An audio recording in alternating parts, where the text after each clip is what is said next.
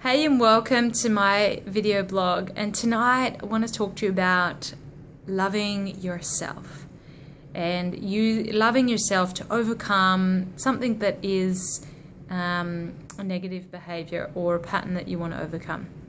And tonight I was talking to a friend of mine about what I was actually going to talk about, and we were just chatting about being able to analyze your behavior and see it for what it is in a purely objective way. And in our practice, we talk about being aware of our behavior, and when it's conscious, you can make a decision around that. So when you bring something from being unconscious to conscious, so it can be a pattern of behavior that's either negative or positive, we can then decide whether or not that supports us or not.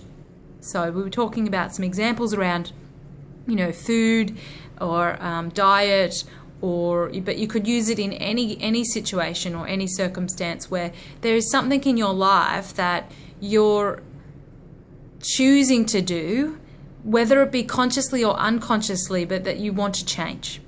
So you may have something in your life that you want to remove out of your life, or something in your life you want to add. So it could be add more exercise, remove chocolate. It could be get up early and do more work, or anything that is going to create the life that you desire.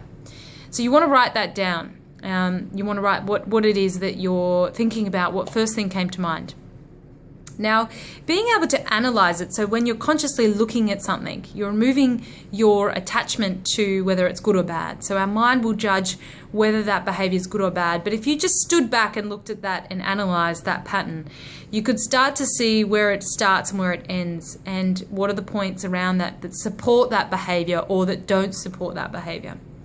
So you can start to see what are the things that you need to do to either change it, or whether the things you need to do to get more support in making it more successful. When we do this analysis, one of the biggest things that you need to approach that with is the love. So that's why tonight it's talking about the love and using love to transform your life, not fear. Anytime when you change a behavior based on an external circumstance, whether it's being skinnier, fitter, healthier, lovable, getting an award, all of those things will only last in the short term. Sustained change requires you to believe and to know that it's right for you, to create more wholeness in your life. And it has to come from a place of love. So the practice of love is to look at the behavior and to understand that you are making the best choice in the circumstances you had with the available awareness that you had. And now you're looking at it in a better place. So when you start to really love and forgive yourself for whatever it is that you've chosen that isn't supporting a life that you want, to acknowledge that and take full responsibility is the most liberating experience that you'll have. And then you get to choose again. And choosing again doesn't mean that tomorrow and the next day that you're going to wake up and always choose the right decision for you. It just means that you are willing to accept that you're human, and you're willing to accept that you want to make a change. That willingness is the most powerful energy. And so if you set out that intention that each day I'll wake up and I'm willing to implement this habit, or I'm willing to remove this habit from my life, over the next 30 days you just step into that each morning, then you will create lasting change in your life. If you slip up, the practice then is to love, forgive, and just start again. I give you that challenge, and I would love to hear from you about what it is that you're wanting to change.